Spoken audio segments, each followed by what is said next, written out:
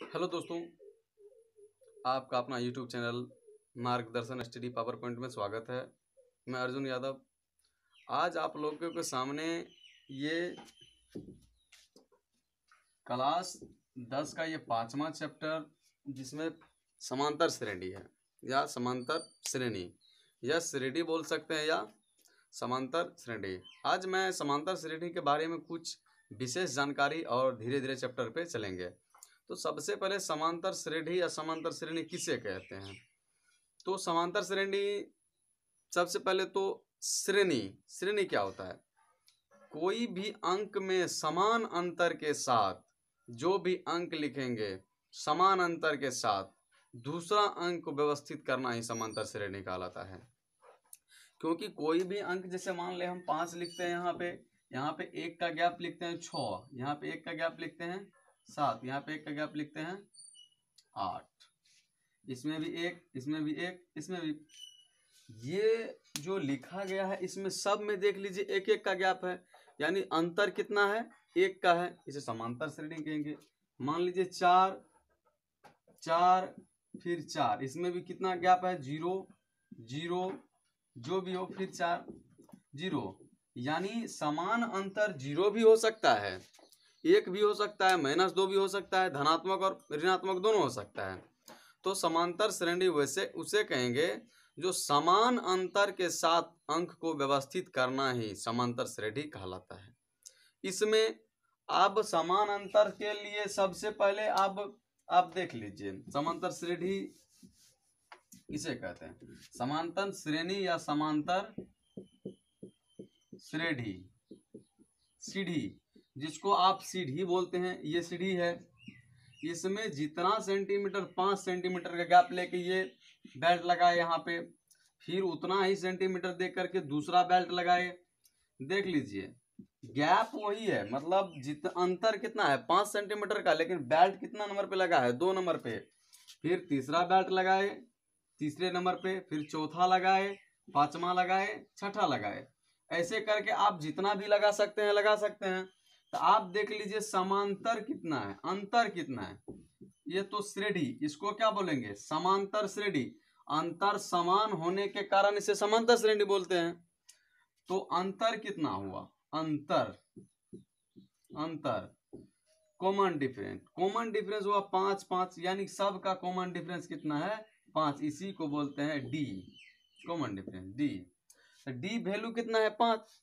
समांतर, ये समान अंतर के साथ जब कोई श्रेणी लिखा जाता है उसी को समांतर श्रेणी बोलते हैं। जब अगर समान अंतर के साथ नहीं लिखा जाएगा, जैसे 7 लिख दीजिए, 5 लिख दीजिए, 8 लिख दीजिए, 10 लिख दीजिए, 15 लिख दीजिए, इसमें देखिए अंतर कितना है? 2 का, इसमें 3 का, इसमें 4 का, इसमें 3 का। देख लीजिए अंतर समान है। जब अंतर समान नहीं होगा दोनों पदों के बीच, तब उसे समांतर श्रेणी नहीं कहेंगे। जब अंतर समान होगी तब उसे समांतर श्रेणी बोलेंगे। तो सबसे पहले आप चलते हैं कि समांतर श्रेणी में पद और कैसे पहचानेंगे। सबसे पहले तो समांतर श्रेणी की परिभाषा जान गए कि समान अंतर के साथ ही अंकों को व्यवस्थित करना ही समांतर श्रेणी कहलाता है। जैसे एक एग्जांपल देख लेते हैं। 1 4 7 10 13 डैश डैश करके ये हमको अंक दिया गया है। पूछ रहा है कि एपी में है या नहीं। स्पष्ट आप लोग को दिखाई दे रहा है? क्यों कि 1 4 7 10 13 आप लोग को दिया गया है। तो सबसे पहले जहां से हम स्टार्ट करते हैं, सबसे पहले पहला कदम जब स्टार्ट करते हैं तो उसको हम सूचित करते हैं या बोलते हैं पहला पद। पहला पद इसको T1 से सूचित करते हैं या तो A1 से। कहीं भी अगर एग्जाम में या कहीं भी अगर मैं बताऊंगा कि जैसे बताऊंगा A1 या T1, तो समझ जाइएगा कि A1 यानी पहला पद के बारे में बोल रहा है। उसके बाद चलिए, ये दूसरा है, दूसरा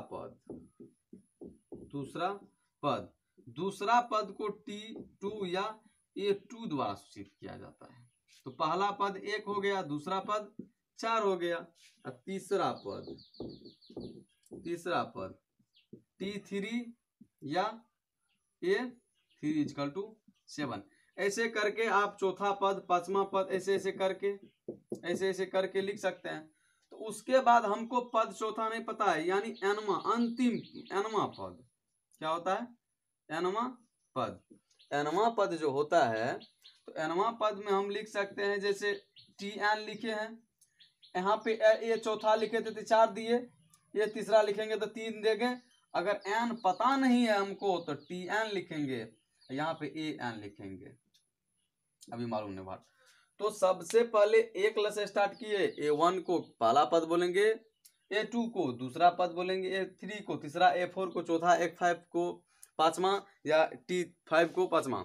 तो उससे पहले सबसे पहले एनवा पद देख लीजिए। एनवा पद जो होता है ये अंतिम पद। मान लीजिए तुमको बोलेगा अच्छा 30 नंबर का पद क्या होगा, आपको तो अंतिम पद पूछ दिया, आपको 30 नंबर का पद पूछा तो इसका मतलब T30 पूछा है या तो A30 पूछ रहा है, तो ऐसे जब रहेगा इसका मतलब अंतिम पद होगा। तो ये पद के नाम आप समझ गए कि A1 क्या होता है, A2। उसके बाद चलिए बने रहिए, अगर आपको समझ आता है तो तब सब्सक्राइब कीजिए, नहीं आता तो अनसब्सक्राइब कर दीजिए। उसके बाद चलिए आप देख लीजिए समांतर श्रेणी में ये होता है कि जब आपको ये दिया रहता है, आपको बोलता है कि आप इसको पता कीजिए कि समांतर श्रेणी में है। अब मैंने पहले भी क्या बोला, जब कोई भी अंक समान अंतर के साथ व्यवस्थित किया जाता है तो उसे ही समांतर श्रेणी कहते हैं। तो सबसे पहले आपको A1 क्या दिया गया है, 1, ये नाम से लिखते हैं। A1 1 दिया गया या T1 लिख सकते हैं। A2 कितना दिया गया है, 4। A3 कितना दिया गया है, 7। A4 कितना दिया गया है, 10। A5 कितना दिया गया है, 13। ये आपको दिया गया है। आप कॉमन डिफरेंट जो निकालेंगे हम, वो कैसे निकालेंगे, अंतर, समान अंतर या D। ये जो समान अंतर निकालेंगे, तो समान अंतर आप लोग के भी दिमाग में समान अंतर कैसे ले, 1 दे देंगे या 1 से बोलेंगे कि समान अंतर निकालिए, निकल जाएगा? नहीं, अंतर निकालने के लिए कम से कम 2 अंक होना चाहिए आपके पास। जब तक 2 अंक नहीं होगा आप किस अंतर निकाल ही नहीं सकते हैं। इसीलिए 2 अंक होगी तब तो आप अंतर निकाल सकते हैं। तो सबसे पहले कहीं से भी इसमें से इसको घटा लेंगे, आगा से पीछे घटाएंगे तब ना। अब कोई आपसे 5 वर्ष बड़ा है, तो आप बड़ा आदमी में से आप अपना एज को घटाइएगा तब ना पता चलेगा कि 5 वर्ष बड़ा है। तो इसी प्रकार सबसे पहले आगे में जो पद होता है इसको बोलते हैं A2 माइनस A1, यानी इसको कहीं भी लिख सकते हैं अगला पद माइनस पिछला पद। तो अगला पद चाहे ये सूत्र होता है D निकालने का। D बराबर ये होता है कि अगला पद माइनस पिछला पद। कहीं भी D के लिए आप प्रयोग कीजिए, 2 जगह चेक कीजिए, अगर आपको ये बराबर हो जाएगा तो समझ लेंगे कि AP है, नहीं तो नहीं है। आप इसमें से घटा के देख लीजिए, A1 है तो 7 में से 4 जाएगा, 3 बच गया, 3 बचा है नहीं। उसके बाद देख लीजिए, अब यहाँ पे देख लिए, यहीं पे देख लीजिए, अब 13 में से 10 जाएगा, 3 बच गया। आपको देख लीजिए, दो गो चेक कर लीजिएगा ना, 2 गो चेक हो गया तो समझ लीजिए आपको कॉमन डिफरेंस D कितना निकल गया, 3, यानी दोनों जगह बराबर है। इसका मतलब ये जो श्रेणी लिखा गया ये AP में है। तो आप लोग चेक कर लेंगे कि AP में है या नहीं, ये तो समझ लिए कि AP में चेक कर लेंगे। तो इसके लिए आपको सबसे पहले पहला पद, दूसरा पद, तीसरा पद, चौथा पद, पांचवा पद, ये तो समझ लिए। आप D भी, आपको AP भी पता चल जाएगा कि कैसे AP निकालेंगे, कि पहला पद कैसे निकलेगा और दूसरा पद कैसे निकलेगा, ये समझ लिए। तो अब हम उसके बाद एक एक करके चर्चा करेंगे। सबसे पहले D निकालने के लिए आप लोग समझ गए, अब इसको मिटाते हैं। जब D दोनों में समान रहेगा तो इसका मतलब ये कॉमन डिफरेंस है। दोनों में जब D समान रहेगा तो कॉमन डिफरेंस समान है, इसका मतलब ये AP में है। और जब कॉमन डिफरेंस अगर 2 अलग अलग हो जाएगा इसका मतलब AP में नहीं है। तो पहला चैप्टर ये जो 5.1 है वो खत्म हो गया। उसके बाद चलते हैं अभी थ्योरी दे रहे हैं, आप लोग इसको फेयर करके कॉपी में लिख सकते हैं। आपको एक भी क्वेश्चन अगर नहीं बनेगा तो आप कमेंट में बताइएगा, सारे क्वेश्चन को मैं फिर से दोबारा सोल्व कराऊंगा, चाहे किसी से ना हो, आलोक प्रकाशन हो, चाहे भारती भवन हो, कोई भी क्वेश्चन, चाहे एनसीईआरटी हो। तो सबसे पहले मैं समझाता हूँ। ए दिया रहेगा A1, मान लीजिए कोई 5, 10, 15, 20, यहाँ से अंक को गैप कर दिया, यहाँ से क्या किया, अंक को गैप कर दिया। एक के बार हमको दे दिया है 50, एक के बार कितना दे दिया है, 50 दे दिया है। यानी ये पूछ रहा है 50 जो होगा किस नंबर पे होगा, इसको नंबर पूछ रहा है। ये 50 जो हम लिख दिए हैं ये कौन नंबर पे होगा उसको देख लीजिए। अब सबसे पहले तो ए आपको पता है कि ए कितना होगा, 5। कोई भी सवाल बनाने के लिए आपको 3 चीज चाहिए, कोई भी सवाल बनाने के लिए। एगो पहला पद चाहिए, एगो डी चाहिए, एगो अनवा पद, अंतिम पद निकालना होने चाहिए। जबकि आप अंतिम पद निकालने अगर आ जाता है तो आप कोई भी क्वेश्चन आराम से बना सकते हैं। तो सबसे पहले A1 आपको पता है 5 है। उसके बाद आपको डी निकालने के लिए हम सिखाए हैं कि कहीं भी निकाल के 2 को देख लीजिए, समान में अंतर है तो सबसे पहले AP पता चल जाएगा। 20 में से 15 जाएगा, 5 बच गया। अब 15 में से 10 जाएगा तो 5 बच गया। यानी यहाँ भी 5 है, यानी यहाँ भी 5 है, यानी दोनों का डिफरेंस कितना है, 5। यानी डी हमको कितना मालूम हो गया, 5। यानी ये जो दिया गया है AP में है, ये जो दिया गया है AP में है। तो अब सबसे पहले A1 बराबर 5, A2 बराबर 10, A3 बराबर 15, A4 बराबर 20। उसके बाद तो अंक नहीं है, डायरेक्ट दे दिया है 50। तो 50 दे दिया है तो मैंने बोला ना कि जिसको नहीं मालूम है, यानी अंतिम n वाला लिखल गया है, n वाला लिखा गया है, यानी an बराबर कितना दे दिया है, 50। an समझ गया आप लोग कि मतलब an, यानी इधर से स्टार्ट किए, n का पता नहीं है लेकिन an बराबर 50 दे दिया गया है। तो यहाँ पे हम जो देख लीजिए, तो दूसरा पद जो निकालते हैं, दूसरा पद कैसे निकालते हैं भैया, इस पे देख लीजिए। आपको A पता है, A प्लस D को जोड़ करके A2 निकालते हैं, A1 प्लस D को जोड़ करके A2। आप देख लीजिए 5 आपको पास पहला पद है, 5 आपको दे देगा, 5 दे देगा, बोलेगा दूसरा पद क्या होगा, तो 5 में D, 5 में 5 को जोड़ेंगे तो 10 हो जाएगा ना। तो इसी प्रकार A1 जो 2D यानी जोड़ेंगे तो A3 हो जाएगा, यानी तीसरा पद हो जाएगा, तीसरा पद हो जाएगा। इसी प्रकार an लाने के लिए इसका सूत्र होता है an plus A plus n minus 1 into D.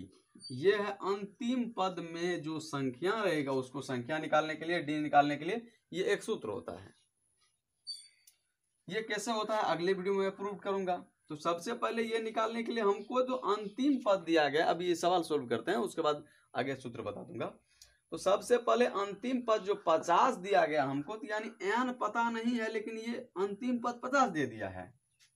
तो अंतिम पद जब 50 दे दिया है तो a तो हमको 5 मालूम है, प्लस n नहीं मालूम, n माइनस 1, d तो मालूम है 5, तो 50 हो जाएगा। तब 5 प्लस 5n माइनस 5, ये दोनों कैंसिल हो जाएगा। तब 50 इजकल टू 5n हो गया, तो 5 से काट देंगे तो 10 हो जाएगा, n इजकल टू 10। यानी n बराबर हमको कितना निकल गया, 10। n बराबर जब 10 निकल गया, n बराबर हमको निकल गया 10, यानी ये संख्या जो 50 दिया गया है कितने नंबर पे, 10वें नंबर पे दिया गया।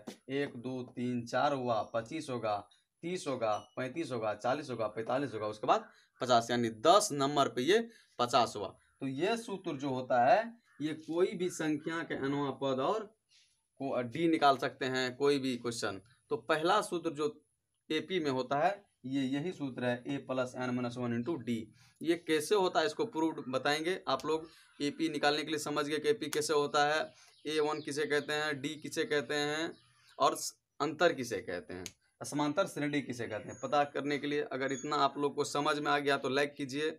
आगे से दूसरा वीडियो जाएगा, आप लोग अच्छे से समझते हैं, अगर समझ जाएंगे तो कोई भी क्वेश्चन AP में अगर आपसे छूटेगा नहीं, आप अच्छे अंक ला सकते हैं। अगर समझ आया तो सब्सक्राइब कीजिए और लाइक कीजिए, हो सकता है दूसरों के पास शेयर कीजिए।